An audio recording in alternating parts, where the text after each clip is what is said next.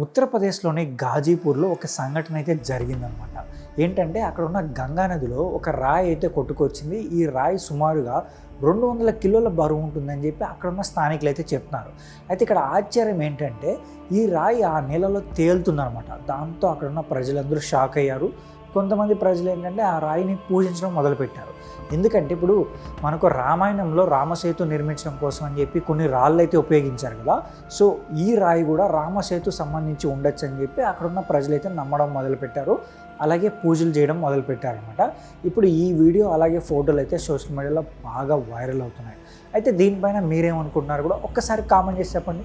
Number 2, ఢిల్లీలో ఒక దారుణమైన సంఘటన జరిగిందనమాట.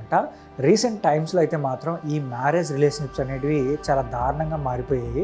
ఇప్పుడు ఢిల్లీలో కూడా ఇలాంటి సంఘటన ఒకటి జరిగింది. ఏంటంటే కరణ్ దేవ్ అలాగే సుష్మితకి రీసెంట్గానే మ్యారేజ్ అయిందనమాట. అయితే సుష్మిత అనే అమ్మాయి ఏం చేసిందంటే తన భర్త కరణ్ దేవ్ని చంపాలని చెప్పి ఫిక్స్ అయిందనమాట. దాంతో తను ఏం చేసిందంటే 15 నిద్రమాతలు కల్పించింది. బట్ ఏంటంటే ఈ నిద్రమాతలు పనిచేయలేదనమాట. దాంతో ఏం చేయాలో తెలియక తన ప్రియుడు అంటే ఇక్కడ కరణ్ దేవ్ బ్రదర్ అనమాట, అంటే అతను కజిన్ బ్రదర్ అవుతాడు, అతని పేరు రాహుల్ అనమాట. సో రాహుల్కి సుష్మితకి ఎఫ్ఐఆర్ అయితే ఉందన్నమాట. సో ఈ సుష్మిత అనే అమ్మాయి ఏం చేసిందంటే రాహుల్ ఫోన్ చేసి ఇప్పుడు ఏం చేయాలని అడిగితే రాహుల్ కూడా వెంటనే వచ్చి వాళ్ళు ఒక ప్లాన్ చేశారు. ఏంటంటే కరెంట్ షాక్ ఇచ్చి చంపేద్దాం అని చెప్పి ప్లాన్ చేశారనమాట. దాంతో వాళ్ళు ఎలా అనుకున్నారో అలానే చేశారు. ఆ కరణ్ దేవ్ అనే వ్యక్తి హస్బెండ్ అనే వ్యక్తి చనిపోయాడు అనమాట. తర్వాత పోలీసులు వచ్చారు, విచారించారు. అయితే వీళ్ళు ఏం చెప్పలేదనమాట. అప్పుడు పోలీసులకి ఏం డౌట్ వచ్చిందంటే సుష్మిత పైన కొంచెం అనుమానం అయితే వచ్చింది. వెంటనే అమ్మాయి మొబైల్ తీసుకొని చెక్ చేస్తే అందులో నిజం బయటపడింది. వీళ్ళ చాట్ ఉంటుంది కదా ఇన్స్టాగ్రామ్లో, వీళ్ళు చాట్ చేసుకున్న చాట్ అంతా చూసారనమాట. దాంతో వాళ్ళకి డౌట్ వచ్చి వీళ్ళు అరెస్ట్ చేశారు. తర్వాత వాళ్ళు కూడా ఒప్పుకున్నారు. ఫైనల్గా అయితే మాత్రం వాళ్ళు జైల్లో పెట్టారనమాట.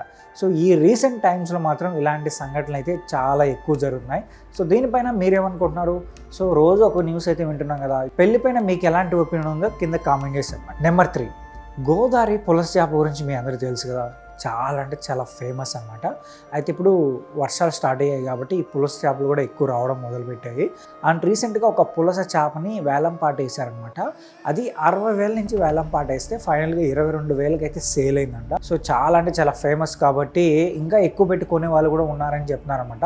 ప్రజెంట్గా రీసెంట్గా జరిగిన ఈ పులస చేప అయితే మాత్రం 22,000 పెట్టి కొనుక్కున్నారని చెప్తున్నారు. అండ్ దీని వెయిట్ వచ్చి సుమారుగా 1.5 kg, అంటే 1.5 kg మాత్రమే ఉందంట. సో ఇంకెంత ఫేమస్ మీరు ఒకసారి అర్థం చేసుకోండి.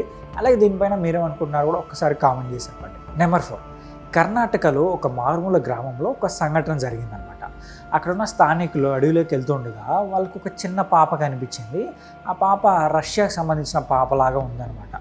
సో వెంటనే స్థానికులు ఏం చేశారంటే పోలీసులకు కంప్లైంట్ ఇచ్చారు. పోలీసులు వచ్చి చూసిన తర్వాత షాక్ అయ్యారు. ఎందుకంటే అక్కడ ఒక గృహ ఉందన్నమాట. ఆ గృహలో ఒక ఆవిడ ఉంది, ఒక 40+ ఉంటుంది ఆమెకి ఏజ్. సో తనకు ఒక 2 కూతుళ్ళు ఉన్నారు.